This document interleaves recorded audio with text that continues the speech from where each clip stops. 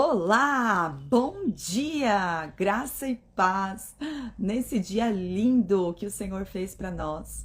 Estamos aqui juntos, aqui é a Sabrina Trombin, e nós estamos em mais uma Lab, a nossa live, lendo a Bíblia Sagrada todos os dias. Estamos mergulhando na leitura da Palavra de Deus, no conhecimento do nosso Deus e Pai, da sua vontade, de estarmos cada vez mais mergulhadas na vontade do Senhor. Todos os dias estamos aqui juntos e temos crescido tanto. Quem está acompanhando essa jornada desde o início, certamente já não é mais a mesma pessoa. Certamente antes de ter qualquer atitude ou quando sobe um sentimento ao seu coração, eu tenho certeza que o Espírito Santo ministra algo da palavra de Deus, traz à sua memória algo que o Senhor falou aqui, traz entendimento, traz discernimento de que aquilo que você vai fazer ou aquilo que você está sentindo não está de acordo com a vontade dele para sua vida. É isso que a palavra de Deus faz com a gente. Ela renova a nossa mente, ela renova a nossa forma de olhar para o mundo. A gente passa a ver as coisas com a ótica do evangelho, né? A gente não fica mais olhando por uma ótica desse mundo, mas a gente começa a ver as coisas pela ótica de Deus, pela ótica do evangelho, e isso é sensacional. Amém? Bom dia, bom dia. Obrigada pelas flores. Deixa eu dar um oi para vocês aqui. Bom dia, Renata. Bom dia, Mari. Bom dia, Marcinha. Outra Renata, bom dia. Obrigada pelos girassóis. Bom dia, flores. Vá, bom dia. Sejam todas muito bem-vindas, né? Mulherada em peso aqui de manhã, glória a Deus, feliz, amém? Então vamos lá, gente. Bom dia, Lília. Vamos dar sequência, vamos orar e depois eu vou colocar aí o texto de hoje. Pai, muito obrigada, Senhor, por mais um dia. Louvado é o teu nome, adorado, exaltado tu és, Senhor, Deus. Como o Senhor é maravilhoso, como tu és um Deus bondoso, grandioso, Senhor. Eu só tenho palavras de gratidão a ti, papai. Eu só tenho palavras de gratidão, de exaltação, Senhor, para o teu nome, para o teu favor, para o teu senhorio. O Senhor que sonda os nossos corações, que sabe já tudo que nós vamos falar antes mesmo que as palavras saiam das nossas bocas. O Senhor já nos conhece, o Senhor nos conhece completamente e mesmo assim o Senhor nos ama. Mesmo sabendo que em nós há tantas coisas que precisam ser mudadas, o Senhor escolheu nos amar, porque o Senhor é bom, sempre bom. Obrigado, Deus. Eu oro, Pai, para que esse momento aqui venha ser algo, Pai, que não seja só mais uma leitura, mas que cada pessoa aqui possa ser ministrada pelo Teu Espírito, Senhor. Em nome de Jesus, Pai, eu te peço isso eu te peço. Que o teu Espírito ministre em cada coração aqui, no meu e em cada um que está ouvindo essa palavra, em nome de Jesus, ó Pai. Eu sou só um instrumento aqui, que seja um canal limpo da tua voz passando aqui, Senhor, a cada vida, em nome de Jesus. Amém. Amém, glória a Deus. Bom dia, Grazi, com esses girassóis lindos. Bom dia, bom dia. Bom dia, Jéssica. Bom dia, Karen. Amém. Glória a Deus. Vamos lá, gente. A gente está em 2 Reis. 2 Reis. Hoje a gente vai para o capítulo 3. 2 Reis, capítulo 3. Glória a Deus. Vamos lá. Oi, Gisele. Bom dia. Hoje eu estou bem comunicativa com vocês aqui, né? Ai, vamos, gente. Estamos em 2 Reis e a gente está vendo aqui o ministério de Eliseu, o sucessor de Elias. E a gente vai ver muitas movimentações aqui de Eliseu. A gente já viu, né, o primeiro milagre de Eliseu. Eliseu, ele é um cara que capta rápido as coisas. Que quando Elias jogou a capa sobre ele, ele já entendeu que ele estava sendo chamado. Quando Elias dizia para ele ficar, ele dizia, não, eu vou junto. E quando Elias subiu e a capa caiu, Eliseu pegou e bateu com a capa na água e o rio se abriu e ele passou. Quando vieram dizer que a água estava amarga lá daquele determinado lugar ali onde não tinha água, e os reis chamaram ele e ele diz para botar sal na água e a água fica boa. Então a gente vai ver uma sequência, né, de milagres que Eliseu fez. Eliseu fez muitos milagres. Sensacional esse livro, tem muitas histórias emocionantes e muito ensino para a nossa vida. Capítulo 3, então. A guerra entre Israel e Moabe. Jorão, filho de Acabe, começou a reinar em Israel no 18º ano do reinado de Josafá, rei de Judá. Reinou em Samaria por 12 anos. Fez o que era mal aos olhos do Senhor, mas não tanto quanto seu pai e sua mãe. Pelo menos derrubou a coluna sagrada de Baal, que seu pai havia levantado. Contudo, persistiu nos pecados de Jeroboão, filho de Nebate. Havia cometido e levado o povo de Israel a cometer. Gente, eu estou com dor de garganta. Eu tinha até esquecido, né? Começa a falar, me empolgo. Então eu vou dar umas engolidas aqui, tá? Porque tá difícil aqui. Messa, verso 4. Rei de Moabe. Era agricultor de ovelhas. Costumava pagar ao rei de Israel um tributo anual de 100.000 cordeiros e a lã de 100.000 carneiros. Depois da morte de Acabe, porém, o rei de Moabe se rebelou contra o rei de Israel. Então, sem demora, o rei Jorão partiu de Samaria e reuniu o exército de Israel. No caminho enviou esta mensagem a Josafá, rei de Judá. O rei de Moabe se rebelou contra mim. Você sairá comigo para batalhar contra ele? Josafá respondeu, claro que sim. Meus soldados são seus soldados e meus cavalos são seus cavalos. E perguntou, que caminho vamos tomar? Vamos atacar pelo deserto de Edom, respondeu o rei de Israel. O rei de Edom e seus soldados se reuniram ao rei de Israel e ao rei de Judá, e os 3 exércitos seguiram pelo caminho. Depois que andaram 7 dias pelo deserto, já não havia água para os homens nem para os animais. O que vamos fazer? Exclamou o rei de Israel. Será que o Senhor trouxe os 3 reis até aqui só para permitir que o rei de Moabe nos derrote? Então Josafá perguntou, não há aqui um profeta do Senhor? Se houver, podemos consultar o Senhor por meio dele. Um dos oficiais do rei de Israel respondeu, Eliseu, filho de Safate, está aqui. Ele era o ajudante de Elias. Sim, o Senhor fala por meio dele, disse Josafá. Então, o rei de Israel, Josafá, o rei de Judá e o rei de Edom foram consultar Eliseu. Por que veio me procurar? Perguntou Eliseu ao rei de Israel. Vá consultar os profetas idólatras de seu pai e de sua mãe. O rei de Israel, porém, disse, vim procurá-lo porque foi o Senhor que chamou esses 3 reis só para entregá-los nas mãos do rei de Moabe.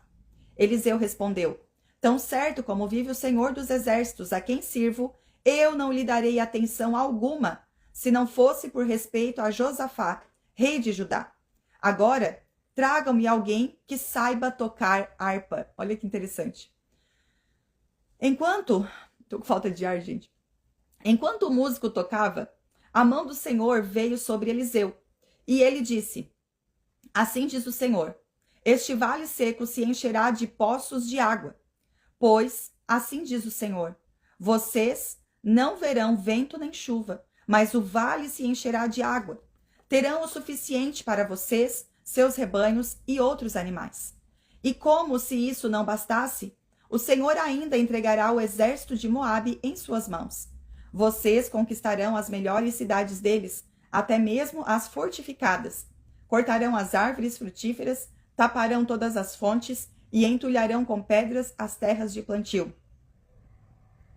No dia seguinte, por volta da hora em que se oferecia o sacrifício da manhã, começou a aparecer água, descendo desde Edom, e em pouco tempo havia água por toda parte. Enquanto isso, o povo de Moabe soube que os 3 exércitos marchavam contra eles, e todos os homens com idade suficiente para lutar foram convocados e se posicionaram ao longo da fronteira. Quando se levantaram na manhã seguinte, o sol brilhava sobre a água. Para os moabitas, ela parecia vermelha como sangue. É sangue! Exclamaram. Os 3 exércitos atacaram uns aos outros e se mataram. Venha, o povo de Moabe, vamos tomar os despojos. Verso 24. Mas quando os moabitas chegaram ao acampamento de Israel, o exército israelita se levantou e os atacou, até que deram meia volta e fugiram. Os israelitas os perseguiram até Moabe, avançando pelo território e derrotando Moabe definitivamente. Arrasaram as cidades, entulharam com pedras as terras de plantio, taparam as fontes de água e cortaram as árvores frutíferas. Por fim, só restou Kir-Aresete com suas muralhas de pedras. Mas atiradores com fundas a cercaram e a atacaram. Quando o rei de Moabe percebeu que estava perdendo a batalha, liderou 700 homens com espadas numa tentativa de romper as linhas inimigas próximas do rei de Edom, mas fracassou. Então, o rei de Moabe pegou seu filho mais velho, que devia sucedê-lo, e o ofereceu como holocausto sobre o muro da cidade. Por isso, houve grande ira contra Israel, e os israelitas se retiraram e voltaram para sua terra. Uau! Interessante aqui, gente, é que Eliseu, ele não tinha o que dizer, né, para esses reis que vieram consultar ele, e ele pede para trazer uma harpa. É muito interessante aqui, ó. Agora tragam-me alguém que saiba tocar harpa. Enquanto o músico tocava, a mão do Senhor veio sobre Eliseu, e ele disse: assim diz o Senhor. Uau! Achei sensacional isso aqui.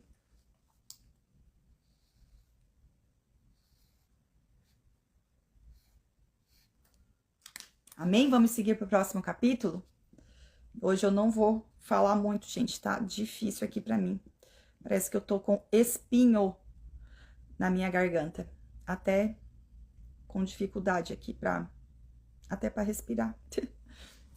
Em nome de Jesus, repreendo toda a gripe, porque tá rondando aí, né, meu povo? Tem um monte de gente doente. Mas vamos lá, o Senhor vai dar graça. Vamos seguir na leitura. Capítulo 4. Eliseu ajuda uma viúva pobre. Certo dia, a viúva de um dos membros do grupo de profetas foi pedir ajuda a Eliseu. Meu marido que o servia, morreu, e o Senhor sabe como ele temia o Senhor.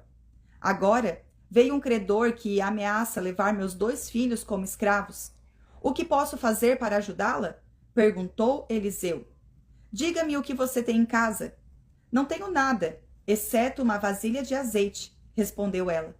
Então Eliseu disse: tome emprestadas muitas vasilhas de seus amigos e vizinhos, quantas conseguir. Depois, entre em casa com seus filhos e feche a porta. Derrame nas vasilhas o azeite que você tem e separe-as quando estiverem cheias. A viúva seguiu as instruções de Eliseu. Seus filhos traziam vasilhas e ela as enchia. Logo, todas estavam cheias até a borda. Traga mais uma vasilha, disse ela a um dos filhos. Acabaram as vasilhas, respondeu ele, e o azeite parou de correr. Quando ela contou ao homem de Deus o que havia acontecido, ele lhe disse: agora venda o azeite e pague suas dívidas. Você e seus filhos poderão viver do que sobrar. Uau, essa história é sensacional.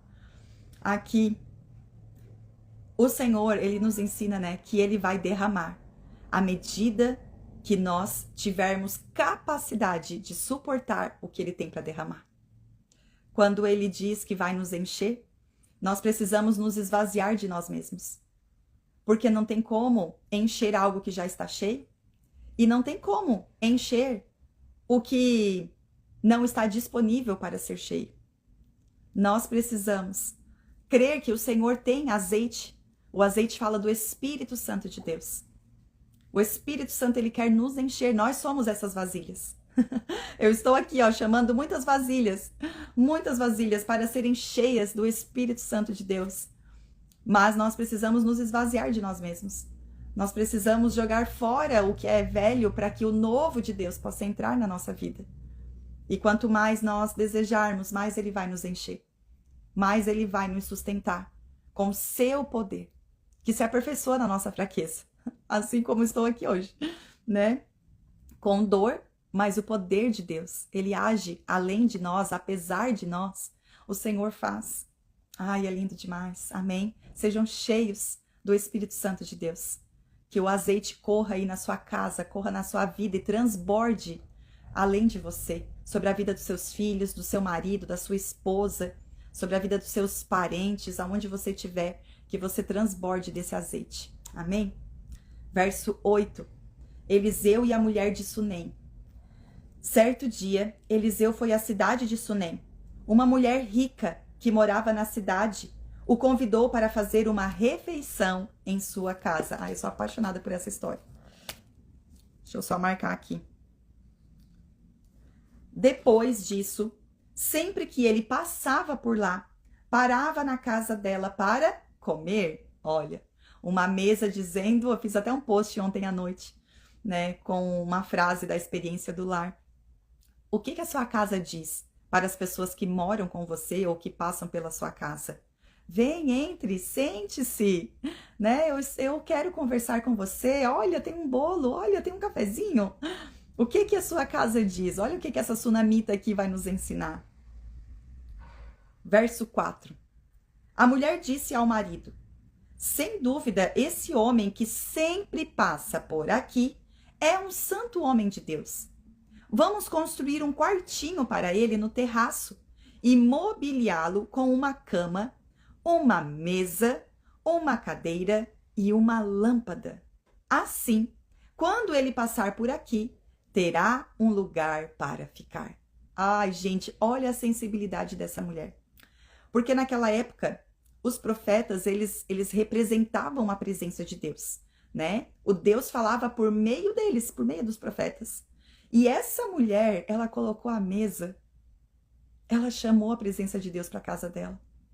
Mas ela disse, não, mas eu quero que ele goste de ficar aqui, eu quero que ele se sinta bem aqui, eu vou preparar um lugar para ele. Eu vou preparar um lugar para a presença de Deus. Eu vou preparar um quarto. Eu vou colocar uma cama.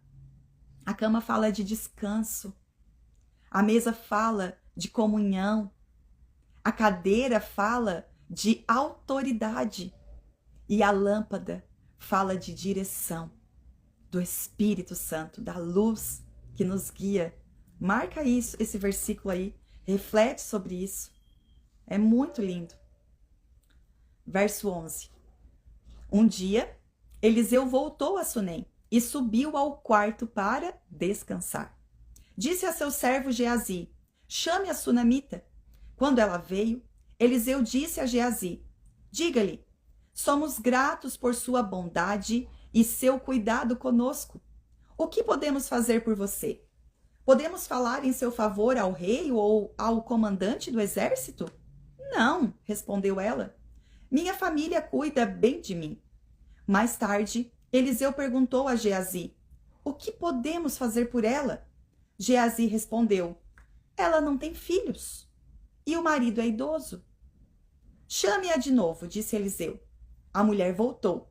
E quando ela estava à porta do quarto, Eliseu lhe disse: ano que vem, por esta época, você estará com seu filho nos braços. Não, meu senhor, exclamou ela. Por favor, homem de Deus, não me dê falsas esperanças. Mas, de fato, a mulher ficou grávida. No ano seguinte, naquela mesma época, teve um filho, como Eliseu tinha dito. Certo dia, quando o menino estava mais crescido, saiu para acompanhar o pai, que estava no campo com os ceifeiros. De repente, o menino gritou: ai, que dor de cabeça! Seu pai disse a um dos servos: leve-o para casa, para a mãe dele. O servo levou o menino para casa e a mãe o segurou no colo, mas por volta do meio-dia ele morreu. Ela o carregou para cima e o deitou na cama do homem de Deus. Fechou a porta e o deixou ali. Então, enviou um recado para o marido: mande um dos servos e uma jumenta, para que eu vá depressa falar com o homem de Deus e volte em seguida. Por que hoje? Perguntou ele. Não é a festa da lua nova, nem sábado. Ela, porém, respondeu: não se preocupe. Meu Deus!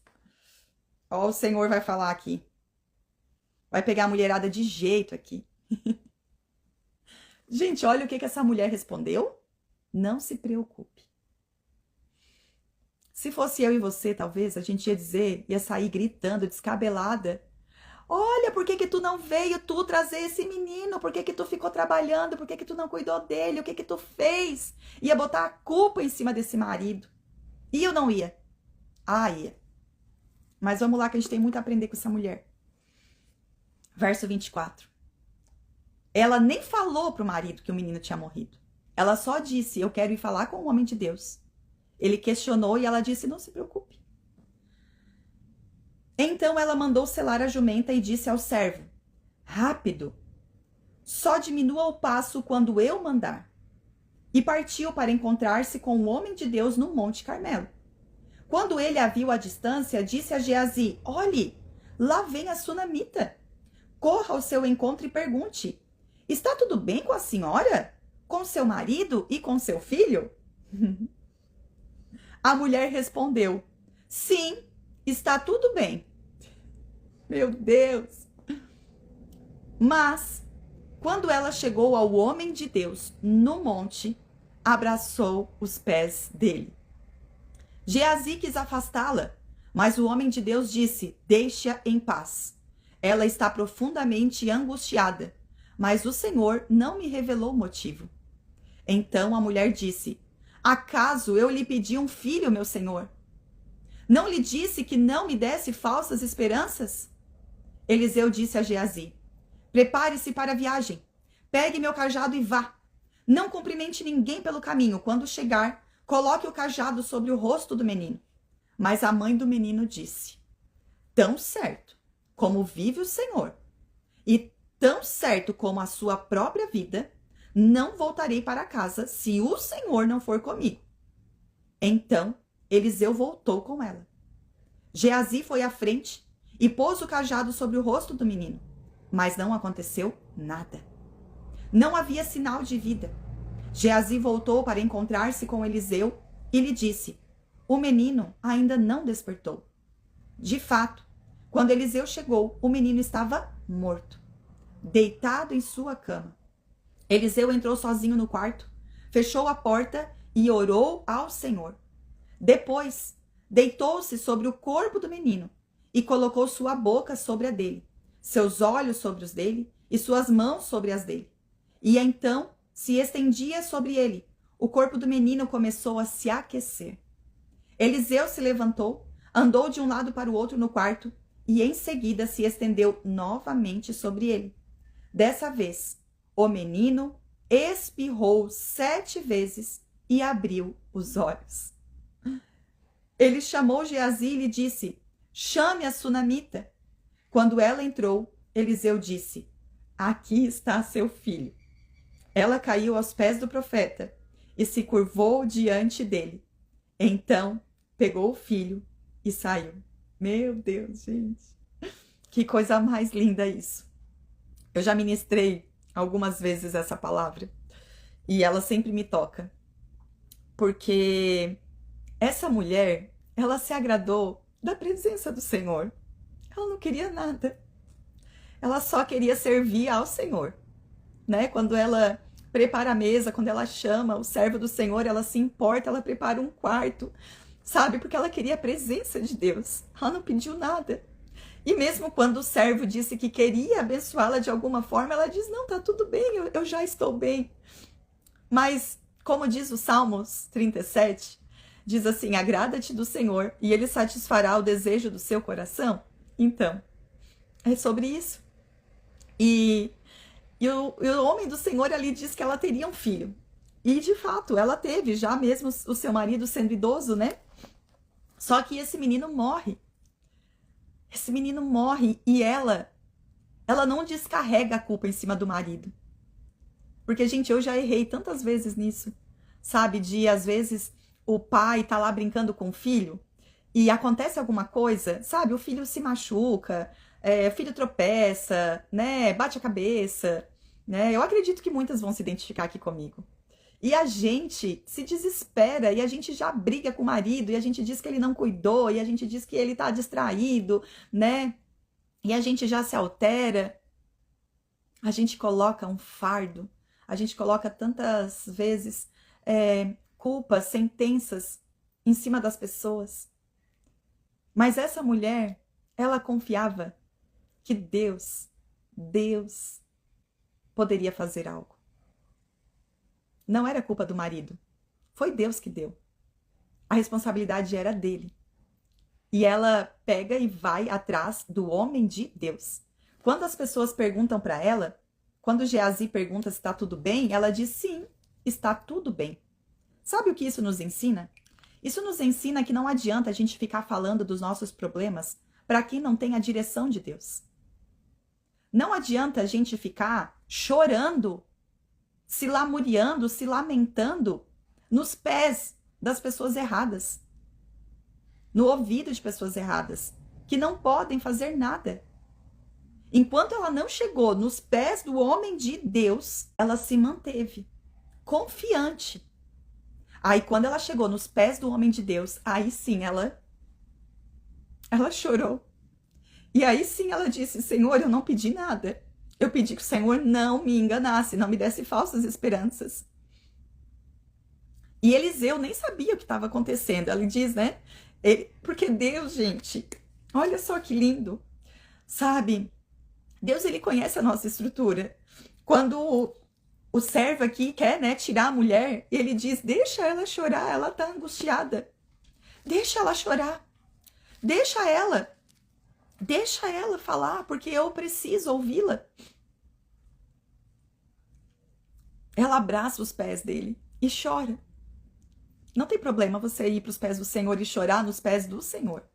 O problema é quando você fica chorando para a vizinha, para a mãe, para a sogra, buscando fazer um time, buscando, sabe, em quem não pode te ajudar. E aí ali o Senhor, então, o servo, né, ali, o homem de Deus manda ele ir na frente. Manda ele usar de, vamos dizer, de religiosidade, né? Ah, leva lá, leva o sal, leva o óleo, leva alguma coisa para ungir, leva a rosa, leva a água. E ela disse: não, eu quero a presença de Deus.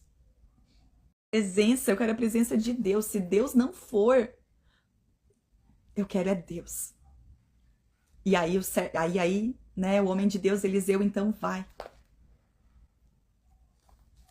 E aí o homem de Deus chega lá e ora ao Senhor. E o Senhor faz um milagre. E esse menino volta à vida. Meu Deus do céu, que coisa mais linda. O Senhor é aquele que tem capacidades, né? É aquele que dá, mas é aquele também que sustenta. E nós estamos confiando. No meio do caminho, quando a gente recebe algumas bênçãos do Senhor, assim como os filhos. Hoje ainda estava aconselhando uma mãe, né, que está passando por dificuldades com a adolescência dos filhos. Sabe, a gente precisa confiar. A gente precisa confiar que os filhos são do Senhor. Eles não são nossos. Eles são do Senhor. E é por meio deles, eles são instrumentos de Deus para trabalhar na nossa vida, para fortalecer a nossa fé, para provar se realmente nós cremos no Senhor. Ou se nós estamos achando que é a gente que faz, que a gente tem algum poder, né, sobre a vida dos nossos filhos, de manipular eles, de determinar se eles vão ser bons ou maus, as atitudes deles. Não, nós não temos isso. Mas nós temos um poder, que é o da oração. Orar, entregar para Deus e confiar que Deus está cuidando, que Deus está indo onde a gente não pode ir. Amém? Ai, ai, leia aí, deixa Deus falar com você. É muito lindo esse texto, eu amo. Verso 38, seguindo aqui o capítulo 4. Milagres durante o período de fome. Eliseu voltou a Gilgal, onde havia fome na terra. Certo dia, quando o grupo de profetas estava sentado diante dele, ordenou a seu servo: ponha no fogo uma panela grande e faça um ensopado para o resto do grupo. Um dos profetas foi ao campo apanhar ervas, encontrou uma trepadeira do campo e voltou trazendo frutos silvestres em sua capa. Cortou os frutos em pedaços e os colocou na panela, sem saber exatamente o que eram. O ensopado foi servido aos homens, Mas assim que o provaram, alguns bocados gritaram: Homem de Deus, há veneno nesse ensopado! E não puderam comê-lo. Eliseu disse: Tragam-me um pouco de farinha. Jogou a farinha na panela e disse: Agora podem comer. E o ensopado não lhes fez mal. Outro dia, um homem de Baal, Salisa, trouxe comida para o homem de Deus. 20 pães de cevada, feitos dos primeiros grãos da colheita, e também grãos frescos. Eliseu disse: Distribua entre o povo para que comam. Como vamos alimentar 100 pessoas só com isso? Perguntou seu servo. Mas Eliseu repetiu: Distribua entre o povo para que comam, pois assim diz o Senhor: todos comerão e ainda sobrará. E quando distribuíram o alimento, houve suficiente para todos e ainda sobrou, como o Senhor tinha dito. Uau, gente, olha só que lindo! Olha isso! O que é a farinha, gente? A gente já aprendeu que a farinha é o quê? A farinha é a palavra de Deus, farinha da melhor qualidade, pão vivo que desceu do céu, Jesus Cristo, a palavra é a farinha da melhor qualidade. Havia morte naquela panela, mas Eliseu disse: tragam farinha, traga a palavra de Deus, porque a palavra de Deus renova, a palavra de Deus ressuscita, a palavra de Deus traz vida. Tem morte na sua casa? Declare a palavra de Deus. Tem coisas morrendo aí no seu coração, você está pensando em desanimar? Você viu algo, você comeu algo, você bebeu de uma fonte que não deveria ter bebido? Coloque a água viva, coloque a farinha, a palavra de Deus aí dentro do seu coração, na sua mente, e o Espírito Santo vai te vivificar, o seu espírito vai ser vivificado. Em nome de Jesus. E depois ele vem falando aqui da multiplicação do pão. Compartilhe dessa farinha. Compartilhe a palavra. O milagre acontece quando a gente divide. O Senhor multiplica quando nós não retemos. Milagres como o de Jesus. Isso mesmo, Grazi. Grazi não, Lilian. Isso mesmo. Isso aqui aponta lá, né? Para a multiplicação dos pães. Que é, não olhe para a quantia. Divida, que o Senhor vai multiplicar. Não é sobre a quantia, é sobre a fé. É sobre obediência. Quando nós obedecemos, quando nós cremos que o Senhor é que tem tudo, Ele é a fonte de todas as coisas, nós vamos dividir e não vamos nos preocupar, porque Ele não vai deixar faltar. Ele não vai deixar faltar. Ele vai derramar azeite, Ele vai derramar farinha, Ele vai nos sustentar. Oh, meu Deus! Sensacional esse nosso Deus, não é? Que você seja cheia, que você seja nessa manhã aí, fortalecida com esse pão. Meu Deus, o Senhor me falou hoje que tinha um banquete preparado, como de fato é um banquete. Se farte nesse banquete, mas não coma até ficar cheio, coma até ficar satisfeito e compartilhe. Compartilhe de vida com alguém que precisa, tanto quanto você. Em nome de Jesus.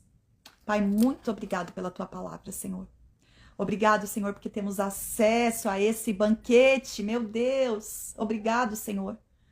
Obrigado, Pai, porque podemos comer dessa farinha da melhor qualidade, que não nos faz mal, que não nos deixa inchadas, que não nos deixa estufada, mas que nos sacia, que provê tudo aquilo que nós precisamos. Obrigado, Senhor, por esse azeite que é o Espírito Santo de Deus derramado sobre nós, que nos instrui, que nos auxilia, que nos preenche, Senhor, que ilumina os nossos caminhos, Pai.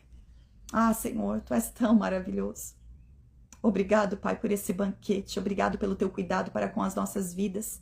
Senhor, eu oro para que a preocupação, a ansiedade que tem rondado o coração de homens e mulheres nesse tempo venha ser lançado fora em nome de Jesus.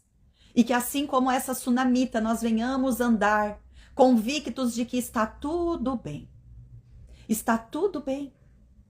Porque nós temos um Deus que é todo-poderoso. Porque nós sabemos em quem temos crido. Sabemos quem nos sustenta, quem nos guarda. Sabemos de onde viemos e para onde voltaremos. Sabemos. Então nós não precisamos andar angustiados, preocupados, e nem esbravejando, e nem colocando a culpa, repassando culpa e responsabilidade às pessoas que estão à nossa volta, colocando peso sobre elas, mas andando em direção ao Senhor, ao alvo, e confiando no Senhor, e se prostrando aos pés de Cristo, se prostrando aos pés daquele que pode fazer infinitamente mais do que tudo que nós podemos pedir, pensar. O Senhor, o seu poder pode realizar infinitamente mais. E que o teu nome, Senhor, seja glorificado nos céus, na terra e em todos os lugares, para todo sempre. Amém. Amém. Glória a Deus. Louvado seja o Senhor. Recebe aí essa palavra. Seja fortalecida, seja fortalecido, homens e mulheres de Deus. Confiem, o Senhor está cuidando. Amém? Mas permanece no caminho, em direção ao alvo. E Ele está contigo, em nome de Jesus. Amém? Beijo no coração de vocês. Amanhã, se o Senhor permitir, nós voltaremos aqui e daremos sequência a essa leitura sensacional da palavra de Deus. Tchau, meu povo. Deus abençoe.